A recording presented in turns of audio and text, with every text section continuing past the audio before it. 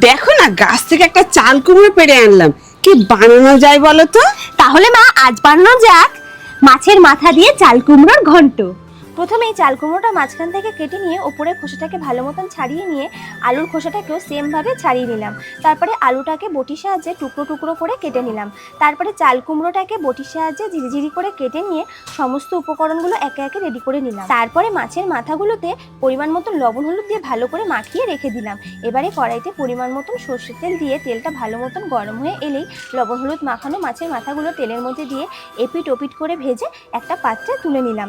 তারপরে ওই তেলের মধ্যেই ফোড়নে গোটা জিরে, শুকনো লঙ্কা, তেজপাতা দিয়ে হালকা নাড়াচাড়া করে দিয়ে দেবো কেটে রাখা আলুগুলো দিয়ে আবারও একটু নাড়াচাড়া করে বেটে রাখা সমস্ত মশলা, পরিমাণ মতন লবণ হলুদ দিয়ে ভালো মতো নাড়াচাড়া করে ঝিরিঝিরি করে কেটে রাখা চাল কুমড়োগুলো সমস্তটা দিয়ে আবারও ভালো মতন একটু নাড়িয়ে নিয়ে ঢাকা দিয়ে দিলাম। কিছুক্ষণ পর ঢাকনাটা খুলে ভেজে রাখা সমস্ত মাছের মাথাগুলো দিয়ে আবারও ভালো মতন একটু নাড়াচাড়া করে চিড়ে রাখা দুটো কাঁচা লঙ্কা দিয়ে ঢাকা দিয়ে দিলাম। আবারও কিছুক্ষণ পর ঢাকনাটা খুলে কিছুটা চিনি দিয়ে আবারও ভালো মতন সবটা একসঙ্গে নাড়িয়ে নিয়ে সবশেষে 1 চামচের মতন ঘি দিয়ে সবটা একসঙ্গে নাড়িয়ে নিলেই রেডি আমাদের মাছের মাথা দিয়ে চাল কুমড়োর ঘন্ট।